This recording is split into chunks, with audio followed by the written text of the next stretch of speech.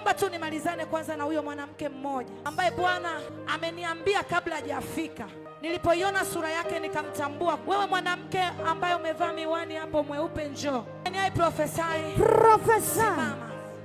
Madam, Mungu anataka kukuponya. Amina mama. Naona umefika hapa leo. Ni kwa mara yako ya ngapi? Ya kwanza. Ya kwanza kabisa. Hujawahi kuonana na mimi? Hata siku moja. Wadanganya hawa watu, hujawahi kuniona? Hapana. Nataka nizungumze na wewe. Amina. Mungu amenipa uponyaji wako tangu jana. Amina. Unaonekana umependeza, hauna shida. Amina. Lakini nakuona umetumia dawa kwa muda mrefu. Ni kweli mama. Ni dawa za sukari. Amina. Na pressure. Amen. Ni kweli? Ni kweli mama. Unamjua Clara? Ndiyo.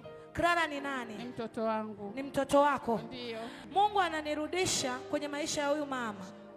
Narudi mpaka mwaka wa 1985.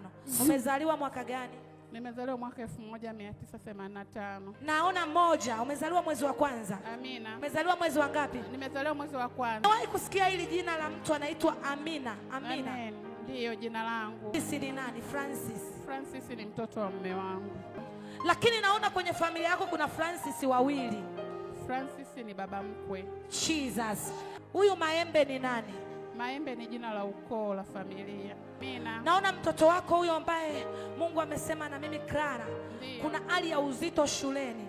Amen. Na nahesabu kuanzia 1, 2, 3, 4, 5, 6. Anasoma darasa la ngapi? La 6. Kuna kitu Mungu anakifanya kwa mtoto wako. Amina. Na kuna kitu Mungu anakifanya kwako. Amina mama. Lakini mama, kuna kitu naona, kuna picha hiyo naiona sasa hivi.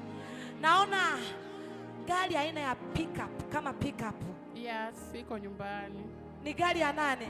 Ni gari ya Mr. Mama, Mungu amekufanya kuwa mfanyabiashara mkubwa sana. Amen. Naona kuna nyota ya utajiri juu yako. Ndiyo. Wewe ni mtu ambaye huwa unafanya biashara sana. Ndiyo mama.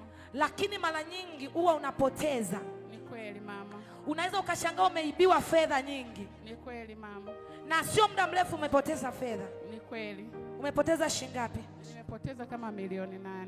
Na kuona una nyota kubwa ya biashara. Ni kweli. Na unaenda kuwa tajiri sana. Ni kweli. Kwa sababu naona una kibali. Ni kweli. Kuna kibali. Leo nakutabiria kwa jina la Yesu. Amina mama. Kile kibali kinaenda kuleta mafanikio makubwa sana. Amen. Unaenda kuwa tajiri kwenye matajiri watakaotajwa. Amen. Ninaiachilia hiyo neema juu yako kwa jina la Yesu. Naiachilia hiyo neema juu yako kwa jina la Yesu. Jesus Christ.